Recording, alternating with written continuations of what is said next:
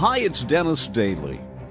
The golden age of radio was one of the shortest golden ages of all time, yet during its run, radio brought about immense change in America. Radio brought us through the Depression and the Second World War, and then struggled on until television finally won the battle for supremacy in American media. Radio had begun just after the turn of the last century as dots and dashes, listened to by do-it-yourself radio enthusiasts. Then early voice transmissions brought radio into its first age. By the 30s, the techniques were perfected, the networks were in place, and radio was on its way. The war changed everything, as did the coming of television. On the night of September 30th, 1962, when yours truly, Johnny Dollar, and Suspense signed off on the CBS radio network, the golden age ended. But radio's final 25 years were golden indeed. So join me now as we explore radio's last 25 years. In 1957, many of the baby boomers were glued to early television. They had just missed the golden days of radio. But in 57, radio had a few good years left. And one of the most enduring shows that continued on nearly to the end of the run of radio was Gunsmoke. One of the best productions in the history of radio, with magnificent sound effects and great writing, beautiful music, and marvelous acting from William Conrad, Howard McNear, Parley Baer, Georgia Ellis, and that great stable of CBS actors. So here, as we salute 1957, one of the great continuing shows that kept everyone glued to the radio in the mid-50s, the first of 2 episodes of Gunsmoke.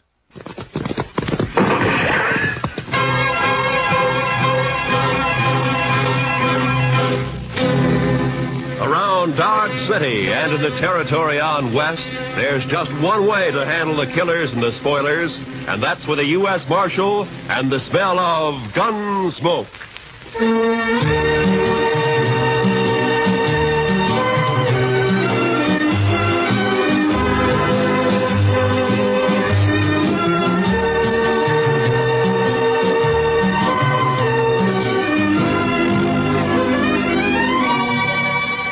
Gunsmoke, starring William Conrad.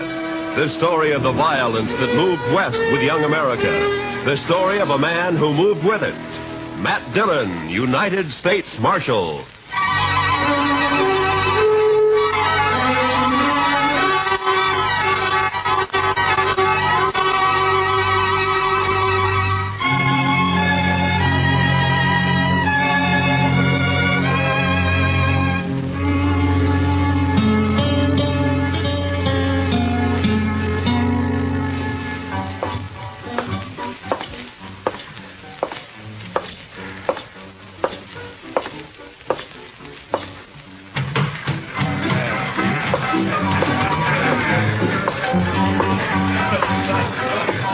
Welcome to the Cherokee Palace, Marshal. I see you received my complaint. I got it, Mingo. Where's Stanley? Where do you think? Upstairs. Brandy? Naturally. She always does mother him when he's in trouble. Be careful, Marshal. He might be dangerous.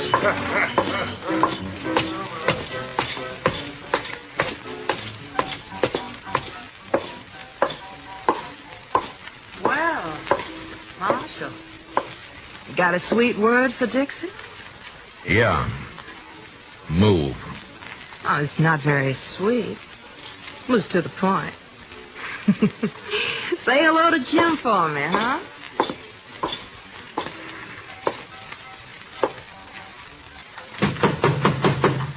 Go away. It's me, Brandy. Matt. Come in, Matt. Join me in a drink? Where is he, Brandy? In the next room. Cried himself to sleep. Save it, Brandy. I gotta take him. Oh, why, Matt? Jim Stanley never did a mean thing in his life. He's no bad man. He stole money from Mingo's roulette table, and he threw a bottle at him when he was caught. Mingo's pressing charges. Stanley can clear himself in court. Huh. Against Mingo's witnesses? Do you bring Stanley out, or do I go get him? Go get him. But I wouldn't be proud, Matt. Stick to running dance hall girls, Brandy. Let me run the law, huh?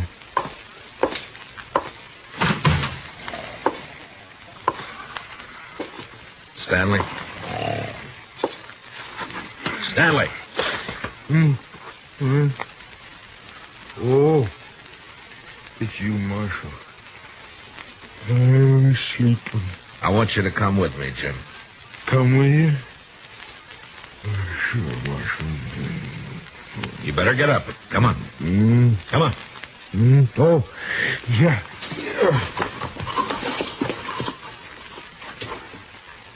Oh, where are we going, Marshal? Would you like to visit my ranch? I got a new colt. The prettiest little sorrel you ever saw. Jim. We're going to jail. Jail? Me, Marshal? Do I have to? Yes, Jim. I've never been in a jail. I'm sorry, Jim. No. I can't go in there.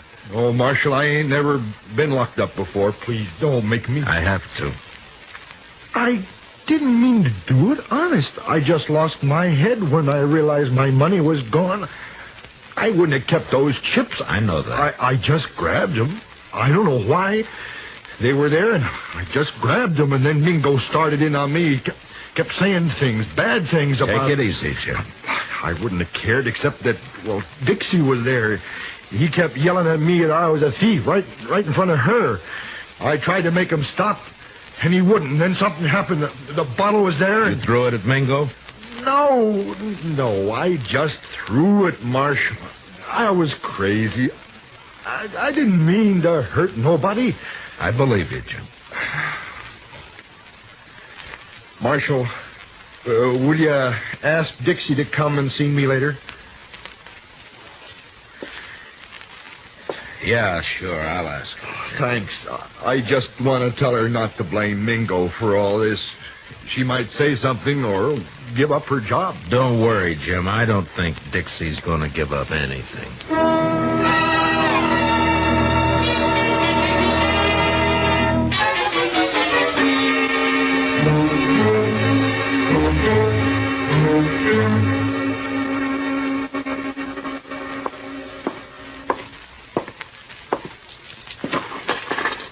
He won't eat his dinner, Mr. Dillon. He just sits there staring. Yeah, poor devil. He won't really be convicted, will he? Well, I hope not, Chester. Mingo's the one who ought to be in jail. Look, Chester, this isn't exactly my idea of justice either. A shady gambler against a simple-minded horse rancher. Hello, Marshal. Goodbye, Chester. Oh, goodbye. I'll run along. You stay put, Chester. Oh, now, Marshal, I wanted to be alone with you. I sent for you to come and visit Jim Stanley, and you better be nice to him. Most fellas are tickled pink if I like them. They say I'm pretty. You're pretty enough. That's better.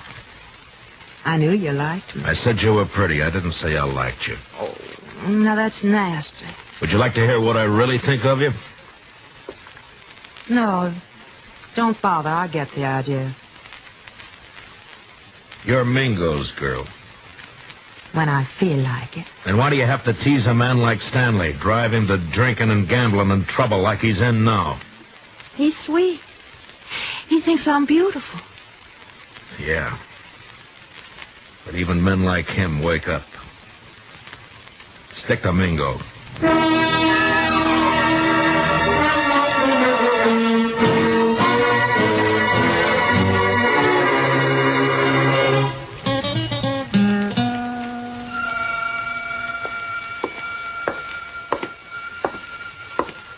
Hello, Marshal. Thought I'd drop in and see if your prisoner was all set for trial tomorrow. Mingo, I want you to withdraw those charges. And let that potential murderer go free? No. You got back the chips Stanley took from your table, and his assaulting a man like you is ridiculous. He doesn't even wear a gun. A bottle constitutes a deadly weapon. Look it up, man. Why you doing this, Mingo? Why pick on a man like Stanley? Let's say I don't like him always slobbering over Dixie. She's private property. For that greedy little vixen, you'd send Stanley to prison, knowing that it'll probably crack his mind completely? That's his problem. You don't understand, Mingo. I don't like to see people pushed around. Or don't cross me, Marshal. I already have. People get dead that way. Yeah, so I've heard. Now, just who are these witnesses of yours against Stanley? Ned Cole, Saginaw Henry. Both on your payroll? Dixie. Some of the other girls. All working for you, huh? Jim Stanley's as good as convicted, Marshal. There's not a thing you can do about it.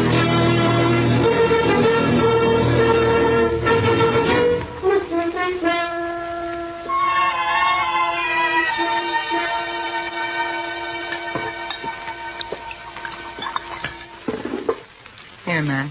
Drink this. Thanks, Brandy. You know, all you need to do is stop fighting yourself, Matt. You're mixed up. Yeah, that's sure true, Brandy. You know, it's funny when it's something you can fight with your fists and your guns, it's easy, but how do you fight a deal like this? You gotta clear Jim somehow. Yeah, with those witnesses against him, Jim can't win in court. Technically, he's a criminal. Oh, criminal, my foot. He admits the crimes. The judge will have to sentence him to at least a minimum jail term. We know there are witnesses who can prove he's innocent. Now, a smart man would find a way to make him talk. I've been thinking about it. Well, I'll tell Jim you were asking after him. I think he'd like that. He's Dixie's. I had me a man once, Matt. I traded him for a bottle of brandy. I paid a stiff price for my name. You're not through yet, Brandy. Oh, sure.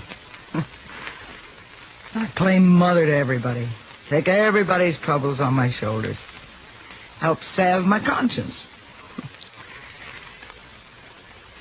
Don't ever hurt a person, Matt. You never get through paying for it. Well, I better be going. Where? To try to get some of those witnesses to talk.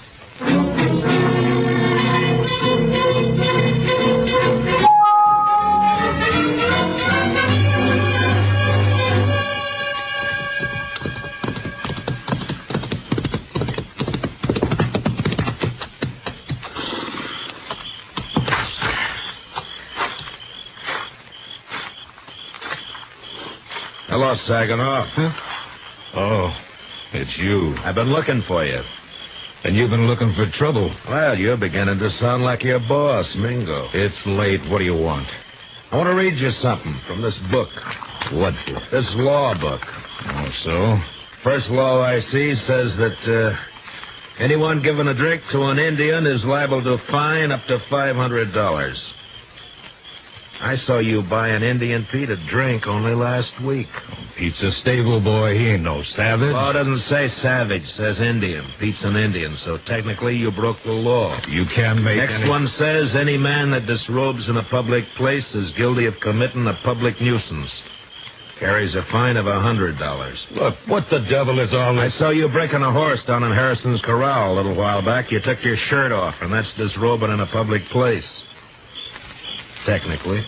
You can't get away with this, Dillon. How much you make a month, Saginaw? 50, 75. Uh-huh. Well, the way it looks, I can get you fined on enough of these laws to keep you broke for about 5 years. 5 years? And we can start all over again. You're bluffing. I never even heard of these Well, laws. look for yourself here. If you witnesses are going to send Jim Stanley to jail on a technicality, then a lot of you are going to jail the same way. Well, laws may be there, but they ain't fair. All right, Saginaw, if that's how you want it. Come on, let's go to jail. No, Wait. Well, then start talking.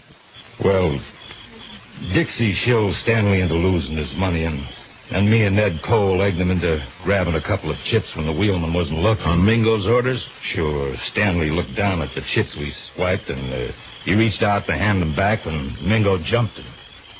What was Dixie doing? Trying to keep from laughing. Yeah, I'll bet. And then what? Mingo rode Stanley hard to make him break down in front of Dixie. And finally, the poor lunkhead seemed to go crazy. He yelled and tossed a bottle at the bar. Not at Mingo? No, missed him by 10 feet. Stanley was just working off his mad by busting the bottle.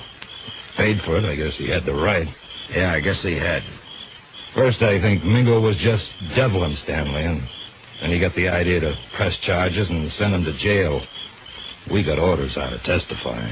Uh-huh. Well, thanks, Saginaw. Marshal, I'd like you to know something. Yeah? I'm glad I told you about Stanley, because framing him into prison isn't my idea of something to be proud of. It shouldn't be.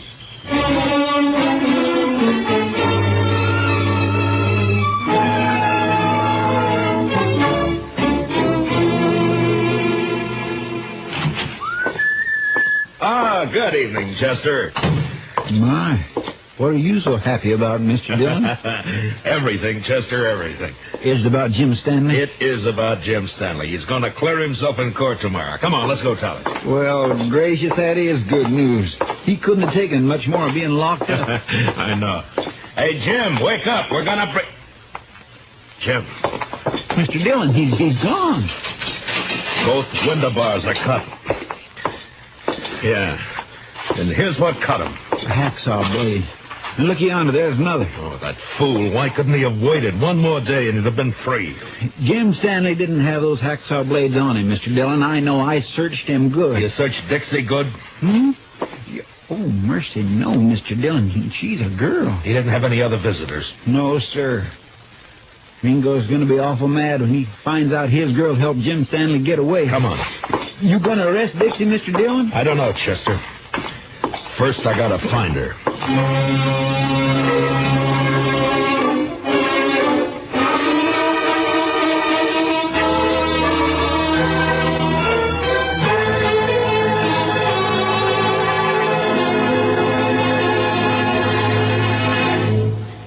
We will return for the second act of Gunsmoke in just a moment. But first, every Sunday on CBS Radio, hear both sides debate the issues on Pick the Winner. It's a program that brings in the top people from Democratic and Republican camps, standing their ground and delivering their views on the biggest questions of the campaign. Don't miss Pick the Winner, Sundays between now and November, to be fully informed when it comes time to vote. And remember, straight through election time, make CBS Radio your election headquarters. Now, the second act of Gunsmoke.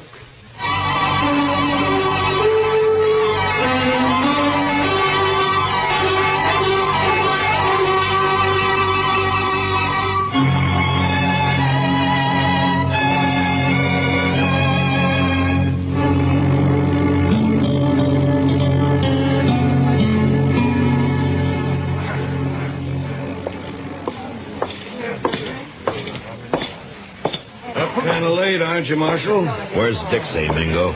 Dixie, she's gone. I don't know where she is. You're lying.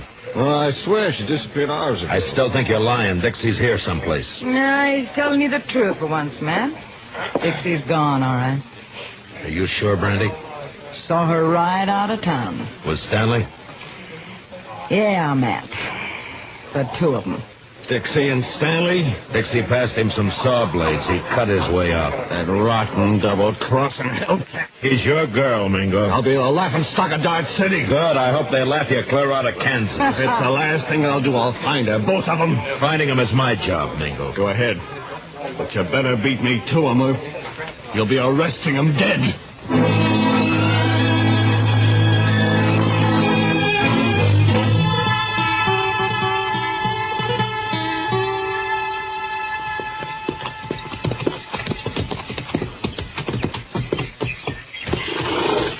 Yeah, they stopped here, all right.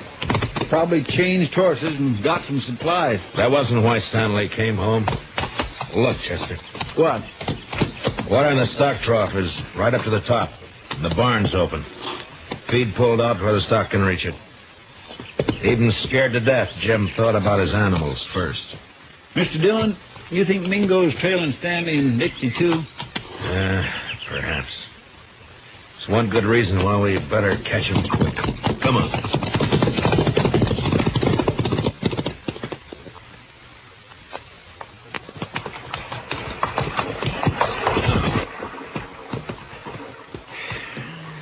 Still no sign. Looks like we've lost them for good now. What do we do, go back, Mr. Dillon? Well, we can't let Mingo find them. Sure, but the way they've been zigzagging back and forth for the last 4 days, we don't have a chance in 1,000. I'm not so sure, Chester. You know, there's a certain pattern about the way Stanley and Dixie have been moving. I don't think they're trying to leave this section at all. Yeah, we have been getting closer and closer to Dodge with every circle lately. And not only to Dodge. Mr. Dillon, you got an idea? Yeah, maybe. Come on, we'll ride back to Stanley's ranch.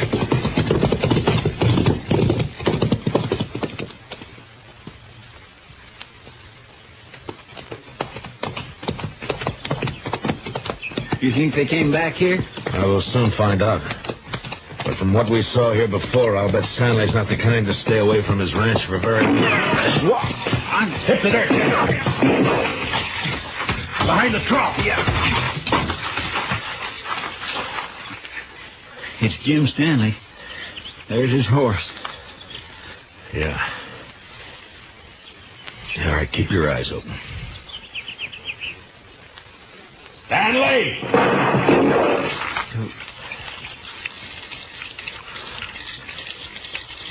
Jim, it's Matt Dillon. Let me talk to you. You go away, Marshal. I don't want to hurt you, but I ain't going back to that jail. You go away now. I'll kill you. Jim, listen to me. I've got a witness. You better leave quick now. Please, Marshal.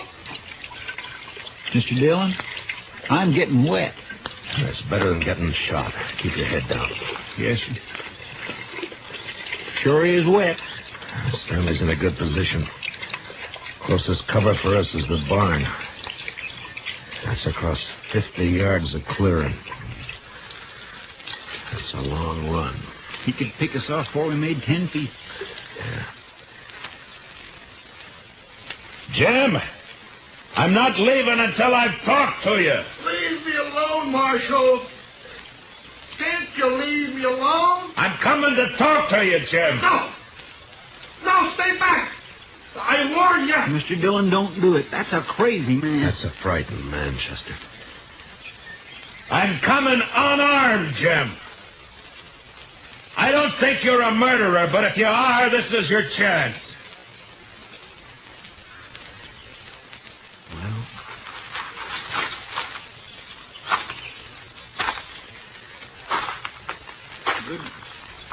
Good luck, Mr. Dillon.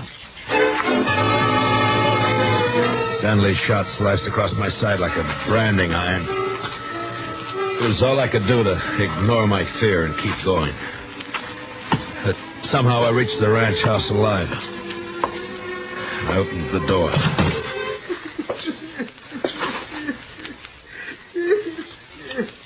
Jim Stanley stood there holding his gun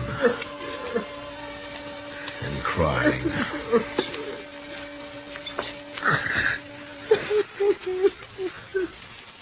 Jim? I didn't mean it. I didn't mean it. I was only trying to scare you. I'm not a killer. I've never shot anybody in my life. Honest, Marshal, I can't even shoot a rabbit. I know that, Jim. I'm afraid. I've always been afraid of things. I try to be like other people, and it only seems to bring trouble. You can stop being afraid of the law and jail right now. That's all over with. You mean that, Marshal? Really? Really. But I shot you. Did you?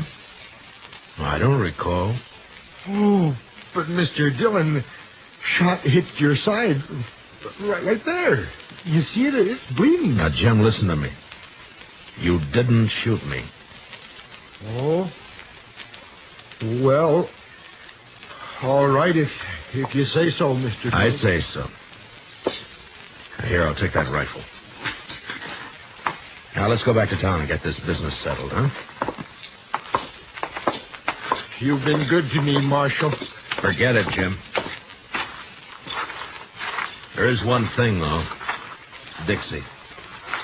Oh, she brought me hacksaw blade. I know that. She said you were going to hang me and that I had to escape. She kept saying it. Uh-huh. She was riding with you. Well, where is she now? Oh, she left me last night. I was glad. I was nearly wild listening to her talk about you and prison. I even swore I'd kill myself before I'd go back to jail. I'm glad you didn't mean it. Oh, I meant it at the time. Oh, I was sure scared. You feel better now? Yeah. Yes, I know. Everything's just going to be fine.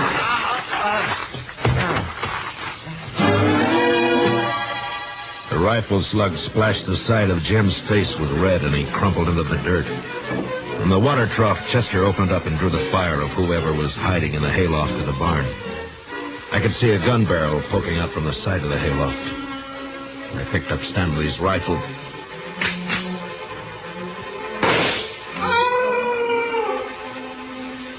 Mingo. Mr. Dillon, are you all right? Yeah, Chester. But Mingo's dead. Well, how about Jim Stanley, Mr. Dillon? Yeah, he was scared more than hurt. He should come to any minute. Well, my goodness.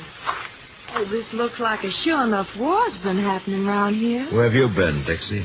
Oh, sure now, Marshal. A girl's got a right to look after her investments. My Mingo and Stanley both dead. Well, now that's a real shame. Oh, but Jim Stanley... Chester. You said investments. The only investment you've made is prison time for helping Jim escape. Me? Well, how are you going to prove anything, Marshal? With Jim dead. But he's your... Chester, why don't you go look after the horses? But Mr. Dillon... Yes, sir. It's a right good thing because I'm going to be terribly busy, you know, taking care of poor Jim's ranch and money and of course, the funeral and everything. Why should all that concern you, Dixie? Because I'm Jim Stanley's widow. What? I married him 3 days ago in this city. It was such a sweet wedding.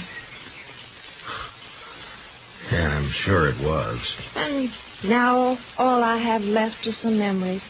And, of course, this little old ranch and Jim's money. Dixie, there's something you should know. Hmm? You also got a husband. Have you heard enough, Jim? Enough. Jim, when I saw you fall. You're sure bad, Dixie.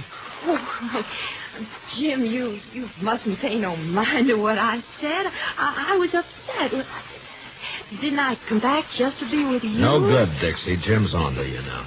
Jim, are you going to let him talk to me like that? He's my friend. And I don't like you now, Dixie. Oh, that's too bad. I'm still your wife. Marshal, can she make that stick? Well, by law, you have to support her, Jim. Of course, it don't say how. Marshal, you stop putting ideas And, of course, she has to take care of your house for you, Jim. Clean it, do the chores, cook for you. Cook? Me? Cook for him? He can make you, Dixie. It's his right. All right, or not. I'd like to see him try. He can do it, Dixie. Yeah? Well, he can't if I'm not here. And I'm leaving right now.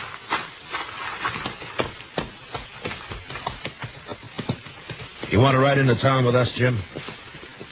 No. I think I'd rather stay here for a while, Marshal. If it's all right. Yeah, sure. I'll fix it. But in a few days, when you feel like it, come in and see me, and we'll help you get that divorce taken care of. Divorce? On grounds of desertion. She just deserted you, remember? Chester and I are your witnesses. Oh. Well, thanks, Marshal. I sure do thank you. So long, Jim. Goodbye, Marshal. Bye. Come on, Chester, let's go. He's had it too rough out here on the frontier, hasn't he, Mr. Dillon? Jim Stanley, I mean. It's addled him, sort of. Yeah, I guess that's it, Chester. Men like him need looking after. Yeah, we get all kinds out here, Chester. Come on, let's get back to town.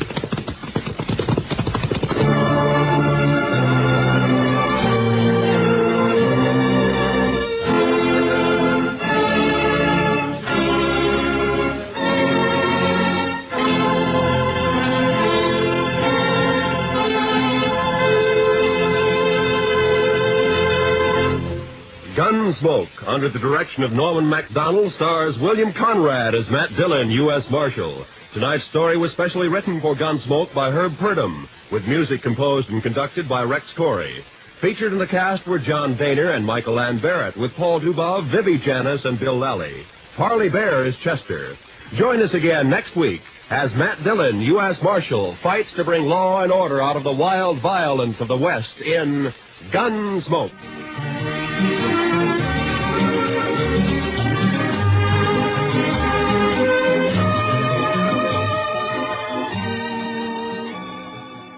Now our second episode of Gunsmoke.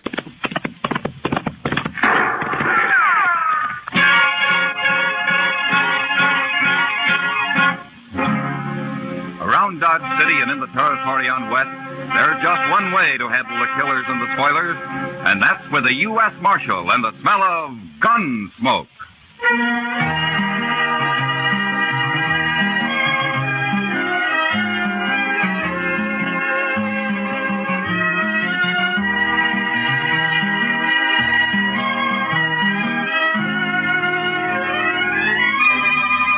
Gunsmoke, starring William Conrad. The story of the violence that moved west with young America. The story of a man who moved with it. Matt Dillon, United States Marshal.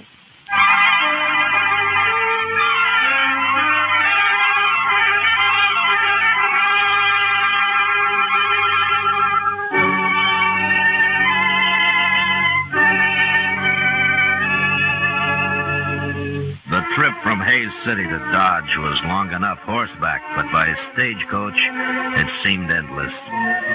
There were only 2 passengers besides me, and after the first hour on the road, we stopped talking. Just sit there in silence, waiting for the ride to be over. I'd been up late the last few nights, so I braced myself into one corner of the coach and fell asleep.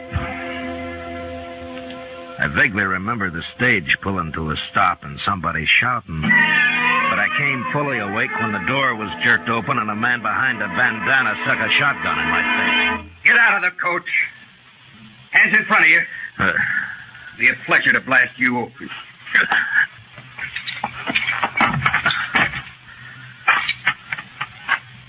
All right.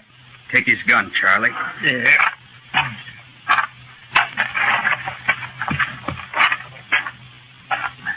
Now, stand over there with the driver.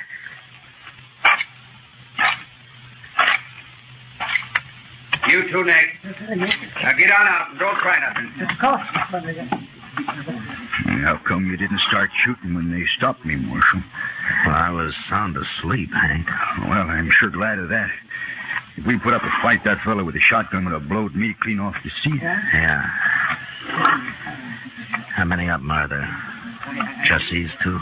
That's all I've seen. Well, there could be somebody with a rifle hiding in that clump of elder over there. Could be. That'll learn him, Charlie. Hey, look. He killed him, Marshal. Now, the man was a fool to try that. Go get the box down, Charlie. Take this one to help you. Oh, come on. I'll keep an eye on these two here. So, you're a marshal, huh? I am. Well, that greenhorn got himself killed. He shouldn't have tried to shoot Charlie. No, he shouldn't. Not with a little derringer. Charlie got hit. Right in the arm. Yeah, I saw it. I just don't want nobody chasing us for murder. Under the circumstances, it was murder. It was, huh? Well, then the only thing to do is shoot the whole bunch of you and have done with it. No, you can't do that. Mister, I got a wife and 2 kids in Dodge. What I hear, Dodge ain't a very good place to raise a family anyway. Look, you're in enough trouble already. Besides, you didn't kill that man. Your partner did. Yeah, that's right. It's Charlie they'll be after. How much money is there in that box, driver? I don't know. They never tell me. Well, we'll find out. He's got it open now. Load it in them saddlebags, Charlie. Yeah. I got an idea you're new at this game. Look, if a man was holding a shotgun on me and I was unarmed, I wouldn't have no ideas about nothing, Marshal. You always carry a shotgun, mister? Why? Well, we might meet sometime when you don't have one. You're gonna make me shoot you yet? Hey, look, your partner's ready to go. Okay. Don't you make a move till we're out of sight. We'll ride back and kill every one of you. You understand? I guess there's nothing we can do but stand here. That's all, Hank. For right now, anyway.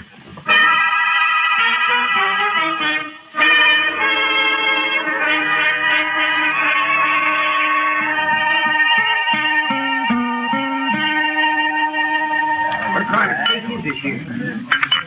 Ow! What'd you do, Kitty? Burn your mouth again? Oh, darn it, yes.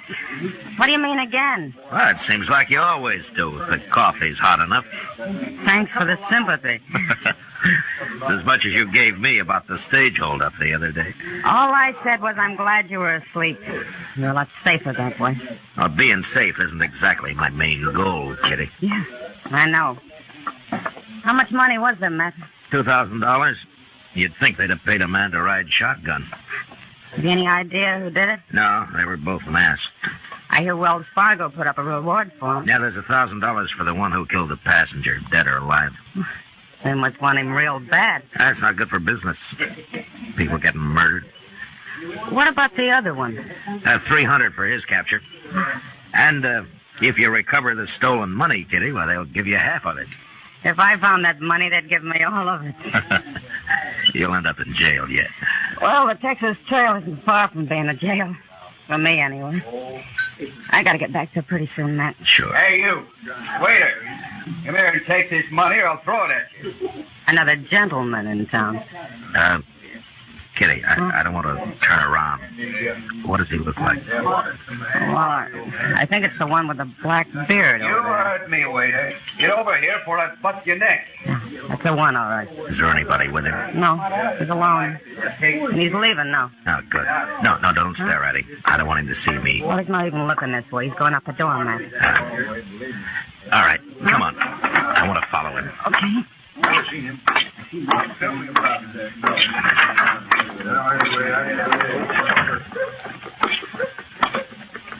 Is that him ahead of us there? The big man, yeah. Who is he, Matt? I'm not sure. But he sounds an awful lot like somebody I want. You gonna arrest him? No, not till I'm sure. Maybe not even then. Look, he's going up the docks. Yeah, so he is. Kitty, I'll leave you here. Okay. Thanks for supper, Matt. Sure, anytime. Tomorrow? Well, I might be real busy tomorrow. I figured that. So long, Matt. Goodbye, Kitty.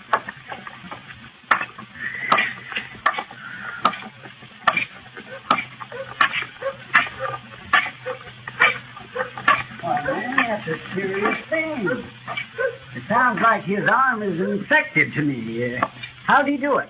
Well, he just tore it on some wire. Well, why didn't you bring him into town?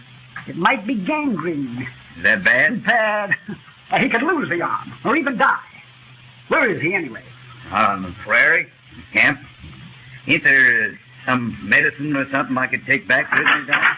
Oh, hello, Matt. Good evening, Doc. Yeah. Go right ahead. I just came up for a smoke. Oh, sure. Sit down, Matt. Yeah, thanks. Now, look, mister. There isn't a medicine in the world. Never mind. But I'm telling you... Forget it. I'll talk to you tomorrow. Everything's okay. Yes. You better not wait too long. I'm warning you. I won't. We'll take care of everything tomorrow. So long. Ah, that man's crazy, that's what. No, he's not crazy, Doc. No, you should have heard him. I did. What do you mean you did? I was outside the door, Doc. Well, he's going under the Oliver-Ganza. I guess he isn't too worried. What's this all about, Matt? Doc, I'll explain it to you later. Right now, I gotta find Chester. Well, Chester, yes, he's down in the office. I just left him. Oh, good. I sure hope he's had a lot of sleep lately. What's that? He's gonna be pretty busy tonight. I'll see you later, Doc.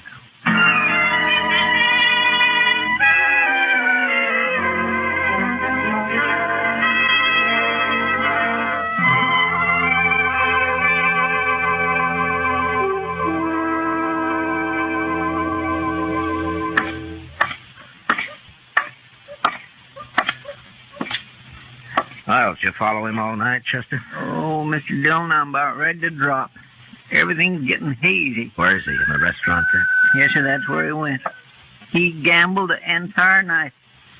I swear I don't know how he stays awake. I can't hardly keep my eyes open. Oh, rub a rouser of tobacco juice on him, Chester. That'll help. Oh, my goodness. He just come out the door. Yeah, he's seen us. Stand steady. Yes, sir. Marshal, I got a complaint. No, is that so? Sure is. I had an idea this man's tracking me all night had something to do with you. Oh, how'd you know I was following you? Mister, you might as well have been wearing snowshoes with cowbells tied on them. Now, that's not true. That's a doggone Never lie. mind, Chester, never mind. What is your complaint, mister? Well, you. Can't a decent citizen ride into Dodge and do a little gambling without being haunted by your man here? Now, that depends on how decent the citizen really is. What name do you go by, anyway? My own? Jermo. Jermo? Is that all there is to it? That's all. Yeah. Well, Jermo, I just didn't want you to leave town without my knowing about it. Why not? I ain't done nothing. Well, Doc told me about your partner. The one who tore his arm on some wire. What about him? I'm curious to see if you're going to take care of him, that's all. Well, of course I am. He'll die if you don't hurry. Well, I'm going after him. When? Well, it's no business of yours when. Anybody following me is likely to run into trouble. From a shotgun, Jermo?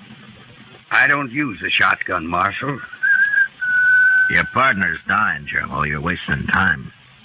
And he's dying. He's my partner, not yours. I'll take care of him. Sure, Jermo. But you better hurry.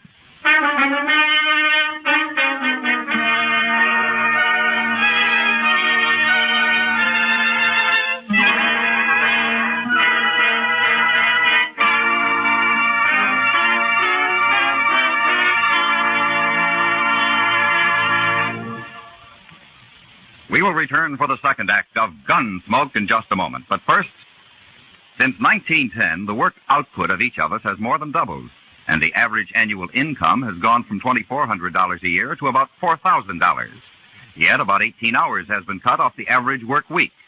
These facts add up to the better we produce, the better we live. Now the second act of Gunsmoke.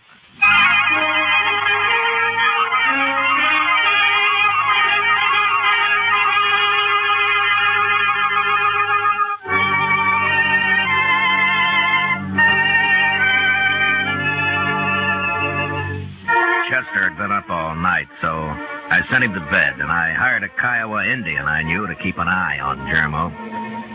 But even though his partner was dying of gangrene from the bullet wound he'd received at the stage holdup, Jermo didn't leave Dodge that day, or the next. He knew I'd track him to their hideout and to the stolen money if he did. And he wasn't the kind of a man who'd risk his own neck just to save his partner's life.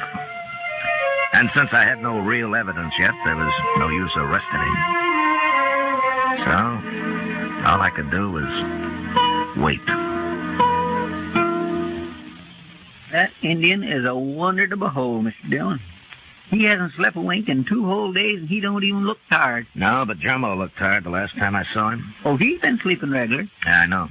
But all this is wearing him out just the same. And he's getting pretty spooky. Well, I should think he would, with what he's got on his conscience. I better ask Satank if he knows another Kiowa who could spell him for a while. I think he's got a cousin around here somewhere. Oh, it makes my bones ache just to think about him not sleeping at all. Marshal, I got something to tell you. Huh? Who are you? My name is Verd, but I'm nobody, Marshal. Just a cowboy. Well, there's nothing wrong with being a cowboy, Verd. Sometimes there is. Like yesterday. Oh, what's the trouble? I found a dead man, Marshal, out on the prairie. How'd he die?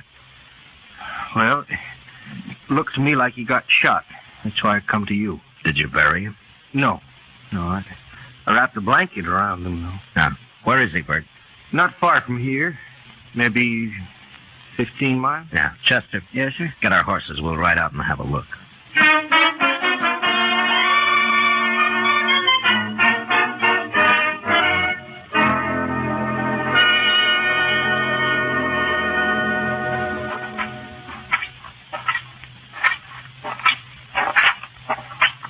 Yeah, he's still there, Marshal. Nothing's been eaten on him. He sure got himself hid out here. My, it's a wonder anybody ever found him. Verd, you want to take the blanket off of him? Sure. There. Yeah. How did you know he'd been shot? Well, his arm, it's all swole up, Marshal, and then, you see here, I noticed that bullet hole in his sleeve there. Yeah. Well, looks like you've made yourself $1,000, Verd. What? Wells Fargo offered it for this man, dead or alive. He robbed a stage a few days back. He did? Well, ain't I in luck? And there's another 1,000 for whoever finds the money he stole. It's probably buried around here somewhere, don't you think, Mr. Dillon? Hey, that reminds me, I noticed something funny over there in them anthills. Like the ground being dug up. Show us, Verd. Yeah. Sure, Marshal. Right over here, wait. There. See it? Right there? Right by that big one? Yeah. Well, I declare. Huh. By golly, I think he's right, Mr. Dillon.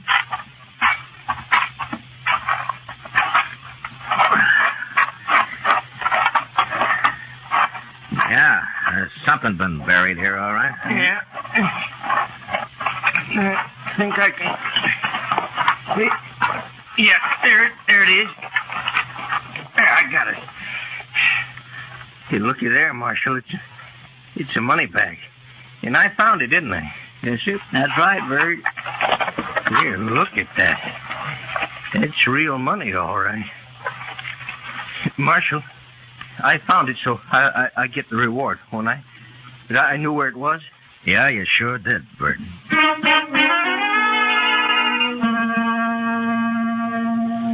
We dug up the rest of the money and then made the hole into a grave. And we buried the dead man right there.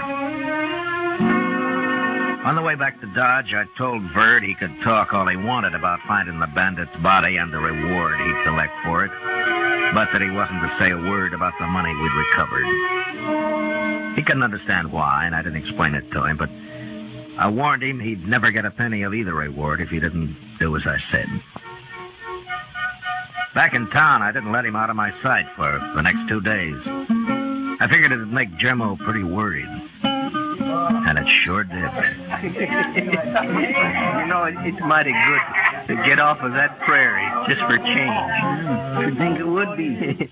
You don't come to town much, do you? I never seen you around here before. Well, I've been too broke, Chester. Well, sir, it sure takes money to see the elephant in Dodge nowadays.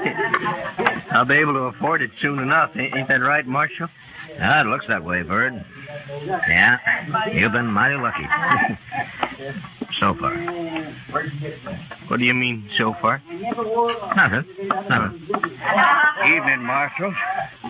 Ah, hello, Jermo. This the fellow who found your bandit for you? Yeah, I was just telling him how lucky he is. Yeah. Yeah, all that reward money. $1,000, isn't it? Yeah, that's right. Is that all you're getting, mister? What do you mean, is that all? Well, there was more reward than that offered. Oh, you mean the stolen money? Oh, it's too bad about that, wasn't it, Bird? We didn't find no stolen money. You didn't? Oh, but looked everywhere. There'd been some digging nearby, but there's nothing in the hole. Yeah. Well, now, what do you make of that? Just plain disappeared, huh? Yeah. Looks that way. Well, that's sure too bad, ain't it? But you can't have all the money in the world, mister. I ain't got all the money in the world. I'll see you later. Marshal, I did like you told me. I didn't say nothing. You did fine, Bird. Just fine.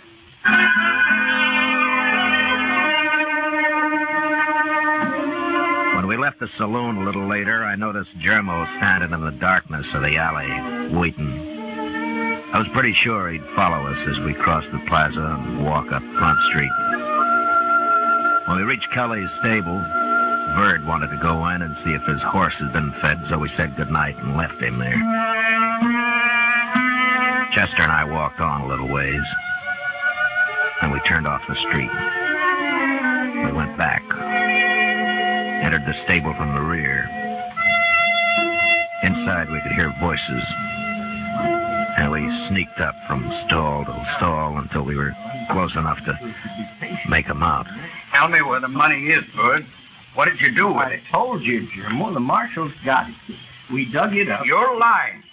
Now, who turned in $2,000 to collect $1,000? You stole it and hid it somewhere else. No, I didn't. I tell you. The marshal himself said there'd been some digging nearby. What'd you do with it, Bird? Now, tell me before I kill you. No. Listen a minute, Jim.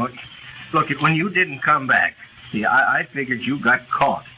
And then Charlie died, and I got scared. You always was a coward. That's why we left you in the bushes with a rifle when we stopped the stage. No, that don't matter. But look, Jeremy, don't you see, this way we're both safe. Because I'll split both the rewards with you. You know I will. You're lying. And I'm going to kill you for it. No, now don't. Hold it. Tomo! You're next, Marshal.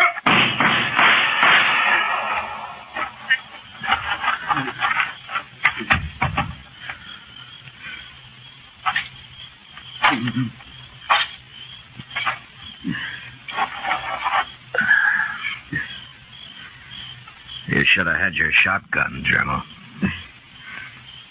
I should have killed you with the holdup. That was my big mistake. No. If you'd have trusted Bird, you both could have got by with us. He was telling me the truth? He was. And you'd have never been convicted on what evidence I had. Well, I guess every man's entitled to make a few mistakes. Marshal?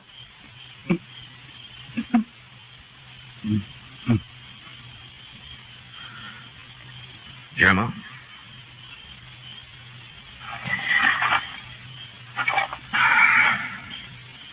Well, you won't make any more.